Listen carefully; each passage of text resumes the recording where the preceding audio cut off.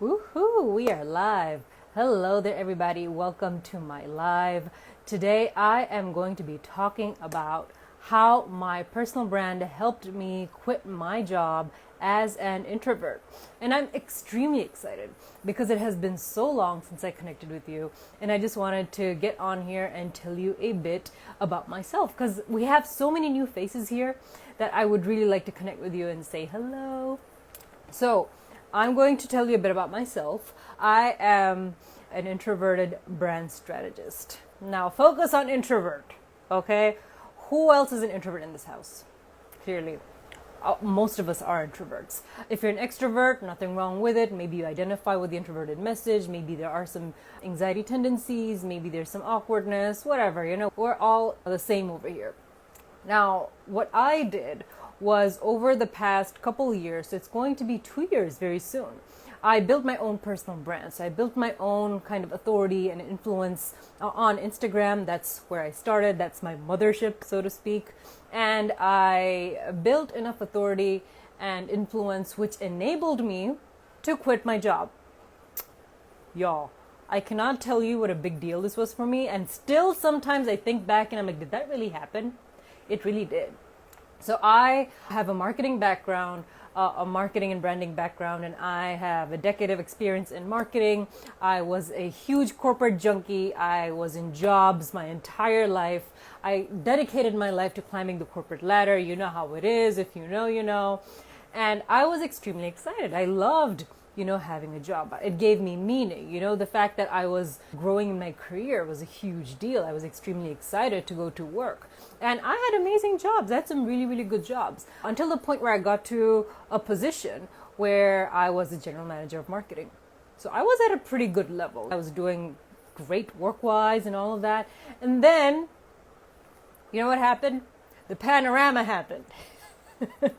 There's a pandemic. So the pandemic happened in 2020 and all of a sudden, the workload was doubled. There was a lot happening and there was a lot of burnout. There was a lot of exhaustion and I wasn't feeling as if I was connecting anymore. So what I did was I tried to find what my calling was. And I already knew what I wanted to do. I was really good at marketing. I was really good at branding. That's what I do. It really propels me forward. I love helping people that way. That's what I did for my previous companies. And I enjoyed it. And I thought that I needed some kind of a creative outlet. I needed a side project, something like that. I wanted to dabble in something, but I didn't know what that was. So the bravest thing I did, I had locked my name, but have you see the username that I have, my first and last name? I had blocked it years ago when I just started going on Instagram. So I have a secret account that nobody knows about that I lurk from. But this one, I had blocked it so that nobody could have it. And something told me that I had to make it public. Do you know what a big deal that is? To take your private account, your real first and last name, and make it public. It's a huge deal. So after a lot of soul searching and thinking about what I need to do, I knew that I needed to talk about what I loved for the public to see. And this is a big, big, big deal. That first step, that bravery, that kind of courage that you need. I had none of it, by the way. I did not think I was courageous or brave or anything like that. But I knew that I had to do something and I needed to get my voice heard somehow, and I had a lot to say. The only way I can explain this is that there was an inner calling that wanted to come out. And this is what generally happens when you kind of know what you're meant to be doing. That was this for me. I'd done a lot of exercises. I had done a lot of soul searching. I had done a lot of Googling online to see what I should be focusing on. And all roads pointed towards what my love was, marketing and branding. Branding specifically, because that's basically my first love. But for me, it was like, how do I bring this to the forefront? Because I wasn't sure if I wanted an agency, if I wanted to start building brands for other people. I didn't quite know what I wanted to do yet because I already had an amazing job on the side. I was perfectly happy with it. But because of the pandemic, it seemed like, things were a bit different and I just needed something else. So I unprivatized my name on Instagram. And then I started looking at what possibilities are on there. I started looking at branding communities. I started looking at hashtags. I started looking at all of the people who are in the field. What are they doing? How are they managing? What kind of message are they spreading? What are they trying to do? Now, at this point, I have to tell you, money was the farthest thing from my mind. Okay, I did not give a crap about money at this point because, dude, I was well paid. I just gotta say that. So for me, it wasn't a factor. For me, the factor was the fulfillment. That's what I needed this for. That's what I wanted this project for. So I did a lot of research and I saw some amazing individuals who were doing this amazing work on branding online, and I was gobsmacked. Now, I don't know if you guys have seen the branding community online, but it is phenomenal. There are some amazingly talented people, amazingly talented designers. I have zero design skill. I don't have any hard skills whatsoever. As far as softwares and all that go, I don't have any of that. But what I do have is strategic skills. I have the brain for it, but I've never been a designer. So I was so intimidated. I'm like, these people are creating beautiful, beautiful posts. If you look at their design, it looks like Picasso designs. I keep saying this. I've said this since day one to the friends that I've made online. I'm like, your designs are like Picasso designs. How can we touch that? How can we even compete against that? How can you even be in the same category? There's no way you can do that, especially if you go in with that mindset. And I knew that there was no way I could do it. So what I did is that I enrolled in a graphic design course. I enrolled in a graphic design course because I'm a very solution-oriented person. I'm like, look, I don't know graphic design. I'll learn graphic design. How hard can it be, right? Turns out it's pretty freaking hard. And I have to give credit where it's due to all of the amazing designers and all of the people who are so good at what they do as far as design is concerned. Phenomenal. So I decided to create my first post on Adobe Illustrator. For those of you who don't know, it is one of the design softwares that Adobe has, which is a premier design software. And I failed miserably. When I say I failed, I'm not even exaggerating. It was terrible. I spent 8 hours on this one design. It turned out to be awful, awful, awful. And I just stared at it. It was such a hit to my ego. I don't know if I can do this. This is insane. What am I even doing? Why am I even trying this? This is not me. I have an amazing, perfect job. Why don't I focus on that? I don't need to do any of this. But something in me, this voice inside my head said, no, come on, how hard can it be? You can do this, But it was really hard, and I admit that I cried. It didn't work out the way I wanted it to. And I gave it a couple of days. I laid it to rest. I'm like, I don't want to do this anymore. I was very sure that I no longer wanted to pursue this, and this is just one of those passing fancies. It's okay, I'm not going to do this. A couple of days later, that urge didn't go away. I was still extremely frustrated, and I really felt like I had failed in some way because I had tried this endeavor, it didn't work, and it made me feel as if this was not for me. But then I have this other side of the brain that is a very stubborn part of my brain that said, what do you mean you can't do this? Come on, there has to be a way. Because I was so hung up on doing it one certain way with one certain software that I had refused to entertain any other ideas. So what I did instead is I used the basic software that I love using and I'm a pro at, which is PowerPoint. Take a pause. Yes, I just said PowerPoint, and I kid you not, it gave me so much fulfillment that I can do this. Now, don't get me wrong, the designs still look like crap. If you can go back, scroll down to the very, very first post I made, and you will see what I'm talking about. It was a horrible looking post. If I look at it now, I'm like, hot damn, girl, what were you thinking? But I also get a sense of pride that that's my first piece of work. It's amazing. It represents where I came from, so I will never ever archive or delete it because I love it. But that first post signified my presence online. That was the first time I'd ever posted something publicly online under my own name. And it gave me a very different sense of accomplishment. But at the same time, I was terrified as hell. Okay, don't get me wrong. It's not like, oh my God, I'm the social person. No, I'm the furthest person from that social butterfly. I'm not. If I'm comfortable, it's a different thing, but I'm not that person who's like out there hobnobbing with strangers. It's not me. But what started happening after that is that I made it a mission to show up every single day. No matter what happens, work can get busy, life can get busy, but I'm going to post one post every single day talking about what I'm good at, which is branding. I talked about it several different ways. I talked about it from several different angles. I taught, I had discussions, all of that.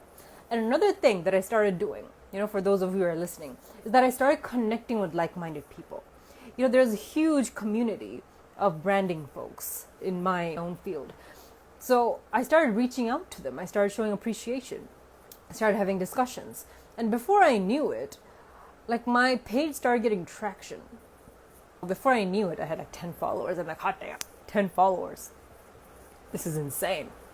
It's amazing. I was getting butterflies. I'm like, oh my God, I'm starting to get seen. People know who I am. And it was very, very satisfying, but also nerve-wracking that, oh my God, I'm getting a taste of the fame. But it only got more and more and more substantial. So 10 turned to 50, 50 turned to 100, 100 turned to 1,000. Before I knew it, within a month, I had 1,000 followers. Now, I don't want to emphasize the role of followers or the number of followers that you have, but what I want to emphasize is the fact of visibility. Visibility meaning people were actually looking at the page. People were actually finding my content. People were actually talking about it. And because of that, the content started doing well. And because of that, the page was getting found. That had a big, big effect on how the people were viewing the page. And because people were looking at my original thoughts and the way I was explaining everything in my voice and the way I was consistent, showing up every single day, people admired that. I built a lot of relationships and I was really, really good at connecting with people because they sought me out for my expertise. I became known as the branding guru. Oh my God.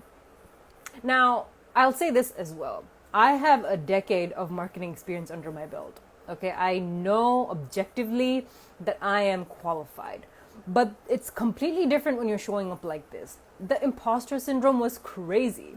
My brain was telling me, what makes you think you're an expert at branding? Just because Instagram tells you so or a couple people are complimenting you? Like, come on. You're not as qualified as you think you are. Even though there's evidence that suggests the contrary, that I was qualified, I have the experience, I'm good at what I do, but it took a long time for my brain to catch up. Oh my God, am I an imposter? Am I actually good at what I do? And that led to a lot of emotional deep digging.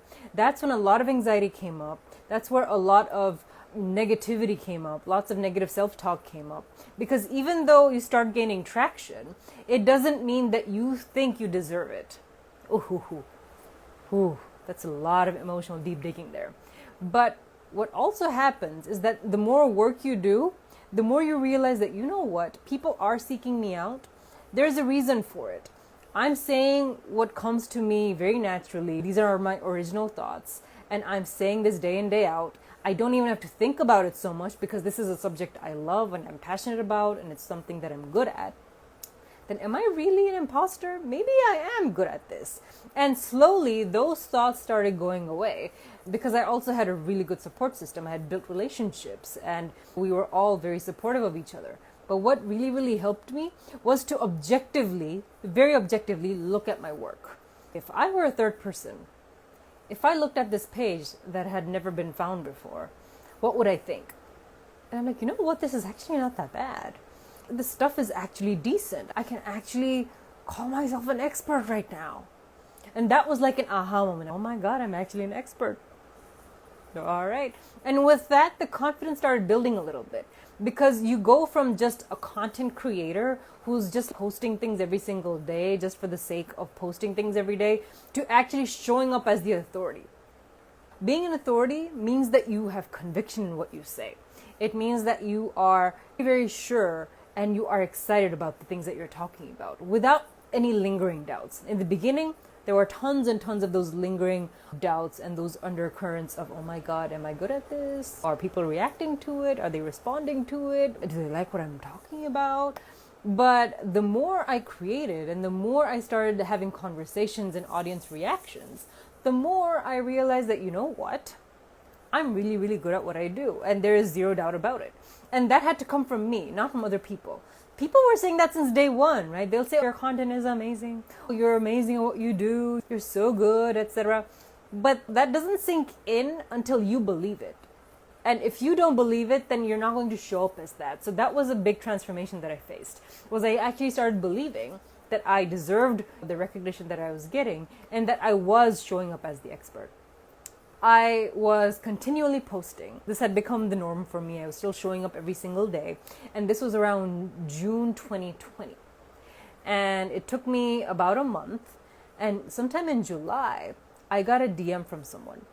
And this person said to me, I heard about your page from a friend of mine. So a friend of mine had described me to him. And he said that I'm actually in the market for a brand strategist. I have a startup and I would like to have my brand built. Is this something that you do? Can we get in touch? And I used to get a lot of random inquiries before, but I had never really entertained them because, I had a job. I was quite happy with it. I didn't quite get into this with the intention of starting anything, but there was something about his message that made me think a conversation would not hurt. So we got on a call, and this person blew me away. His professionalism, his drive, the way he described his mission. He had a food startup that he was just getting into, and he was also doing it as a side hustle. But he had gone very, very far. He had the manufacturing done, everything done. And there was something about his mission and the way he spoke about his company that made me think this is a really good fit, because I feel the same way about what I do and I want to work with mission-driven companies. And he became my first client. I know, woo! It was a monumental moment for me when I signed him on as a client. Now at this point, I had no paperwork ready. I had no invoicing or back-end or accounting or anything ready. I just took him on as a client on a whim because I thought that he was a good fit. I had no intention of signing him on as a client. And also there was a bit of skepticism because this was someone who had found me on Instagram. Now, I don't know where you're from, but where I'm from, there's this skepticism when it comes to online business. It's still an evolving thing. It hasn't quite gone there yet. So when you say to someone, I run an online business, we're like, really? You're going to get conned. You're going to get scammed. Okay, just pause. One of my former clients, Justin, has just commented that he signed his first client last week. I'm so proud. So proud. Okay, back to regularly scheduled programming. So I signed him on as a client. There was still some skepticism that, is this really going to go well? Is he going to pay me, or what's going to happen? And surprisingly, he paid me. The money actually got into my account, actually hit my account. I cannot tell you what a big deal this is because I didn't know if that was going to happen, but it did. After that, I worked with him, we did the project, I did the strategy for him, and it went amazingly well. He was very happy with the work. I was very happy with him as a client. There was great communication, and he kind of set the benchmark for me. After that, I started getting steady inquiries from people. People still started reaching out, and they wanted to work with me, which was surprising. I was like, are these people actually trying to work with me because of my page, because of my brand, and because of the authority that I've built? I didn't quite believe it, but the evidence was right there. I was getting lots of clients. The money was actually getting into my account. I'm not gonna lie, that's a big thing, right? The income is coming in. And after that, I'm like, okay, this is not nothing. This is not just a hobby anymore. This is something that is requiring significant time and energy, first of all, because you do need to work with people and you do need to devote your time and energy to it. And at the same time, it's something that I was enjoying more and more and more. So it became kind of a tug of war, that this is turning out to be not just a passion project, it's turning out to be an income generator, which I didn't expect before. Just because I was building my authority, building my influence, and getting known for this online. And also, at the same time, parallelly, people reaching out to me to speak at events, at conferences. People were asking me for articles. People were asking me to contribute and all of that. And looking back, this was not an accident. It was not an accident.